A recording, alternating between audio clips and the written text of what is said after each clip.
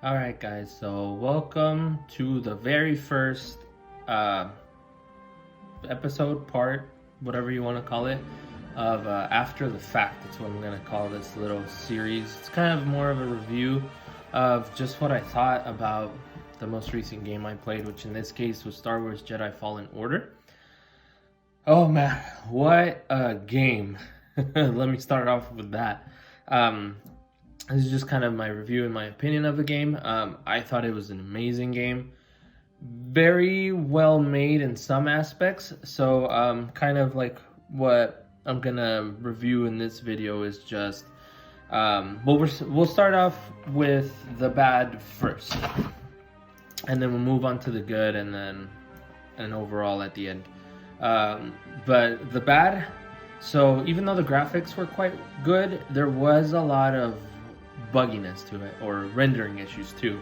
So whenever you would go into a new area, you would see like this freaking Play-Doh looking scenery all over the place, and it was kind of off-putting.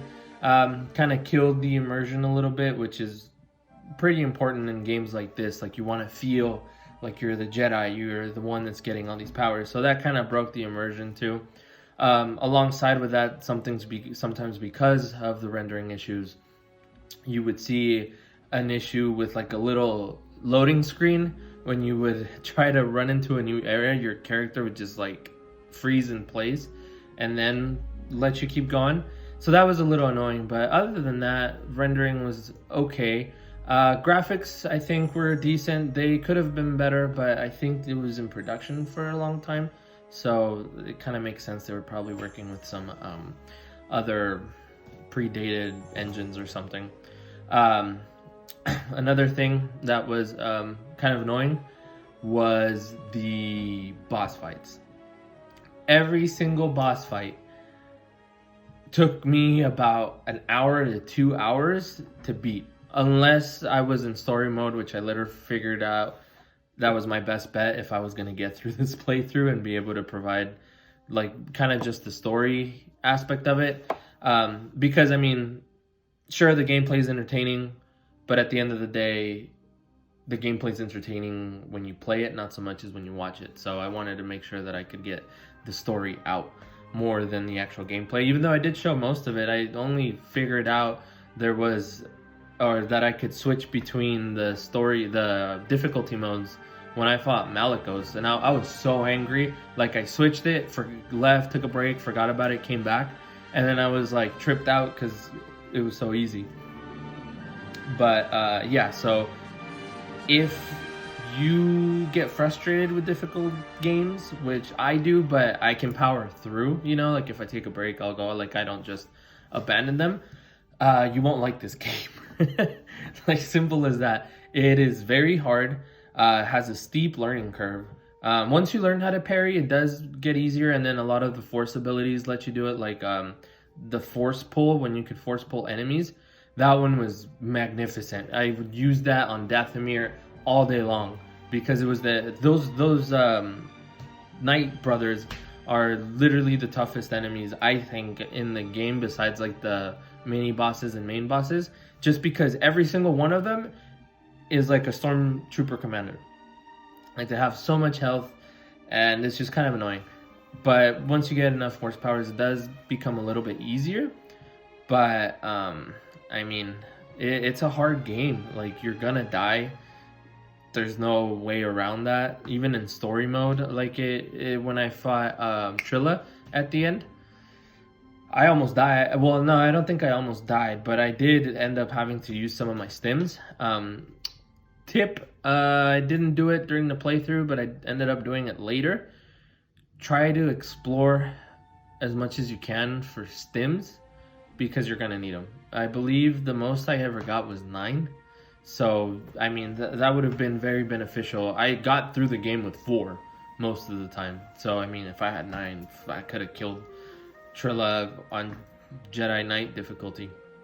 But yeah, that a lot of people I've heard compare it to Dark Souls, which it is like Dark Souls, same kind of concept with the gameplay. haven't really played Dark Souls. I played it once, I think, and it was just not my cup of tea. But it's like that kind of, like, I've seen videos of Dark Souls, so it's that kind of combat where you dodge, evade, parry, kind of learn the sequence. But if you don't like those types of games, it's really, really, really annoying. As for the negatives, I think that's all I can think. A little update of something that I forgot to talk about the game. It's more of a pro, but it does have its con. And it was the puzzles. Very well made. Very interesting. Like they worked, they made sense to the setting, which is really nice. The only issue was that they were kind of hard to solve. Not hard in a sense, like difficulty wise, but just time consuming. Like you had to do this and then that and then that and then that. There was a lot of steps. The main one that I'm talking about is the Zepho one. That one was the one that took the most amount of time. All the other ones were a little bit more lenient. Which in that sense, another thing is the map is really good, very detailed, but I think it would have been nice to have some sort of like directional arrow or something, I want to say. Like, it kind of encouraged exploration and stuff, which was good, but it also encouraged getting really, really lost. Or at least for me it did. Which was, it was funny, but it was kind of annoying at the time. Just because trying to find the way. And I remember on Zepho particularly, I had to go all the way around. When again, I guess it's my fault for being blind, but yeah, I had to go all the way around to get to the same place instead of just climbing up a wall, I believe it was. So yeah, that's just one thing that I wanted to add. I don't think there was anything else that annoyed me really. A couple, like, it was kind of a platformer in a sense, or kind of like Uncharted, where you have to like jump from this ledge to this ledge. Some of that was a little finicky. Like sometimes you would aim for a ledge and it wouldn't grab on, or you would try to land on a ledge and it just would like get pushed a little to the side and then you'd end up dying. The good thing is that the fall damage wasn't that, at least in Jedi Knight difficulty, it wasn't that strict or that heavily weighed. It was pretty lenient when you had some fall damage. But I think that's it for the negative. I mean, overall, now moving on to the positives, I love the game. I love the story. I'm a big Star Wars nerd. So it was definitely cool. Just like the little Easter eggs and references, like Obi-Wan Kenobi and that hologram. And then Darth Vader at the end freaking gave me chills. I just think it was really, I love games like story-wise like this one, where they kind of turn it into a playable movie almost. Like all the cinematics are movie-like, not necessarily graphically, but just the way that they're set up. And then you just kind of play the bits in between, and I love those. Like one of my favorite games is The Last of Us, just because it's literally a movie that you play almost. And I also like games like Heavy Rain or what's that other one? Detroit Become Human. I love those kinds of games too because again, they're story-wise they're amazing. They're like playable movies. But it just depends. I like those games when I just want to chill back, measure my consequences kind of thing. And then games like this where it's a little bit more involved. There's more spaces in between the cutscenes, but it still feels like a movie. I love that. I'm a very story-based gamer. I do multiplayer and stuff, but storytelling is what kind of gets my attention a little bit more than anything. But, I mean, it was great. Combat was good. Like I said, steep learning curve, but it was good. It was responsive. Actually, this leads me to a negative. It was responsive most of the time. There was a couple times where I felt like I would try to block, and it just wouldn't do it. Like, it would, like, just stand there. So that was a little bit annoying, but other than that, the combat was good. It felt very... there was a good feedback when you would hit something, you would feel the remote vibrated in an appropriate way. That was really good. I mean, it was just an overall great game. I think they kind of left room for a sequel, I think, and I think they could improve in a lot of stuff, specifically with the stuff I mentioned earlier.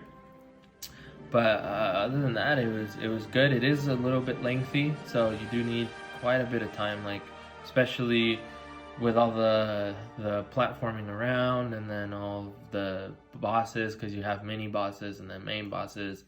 It definitely takes quite a bit of time, but it's definitely a game that I would recommend to anyone that likes that type of game or that can deal with that type of game, and definitely to anybody that's a fan of Star Wars like I am. Like, there's so many references to the movies, the show, certain comics.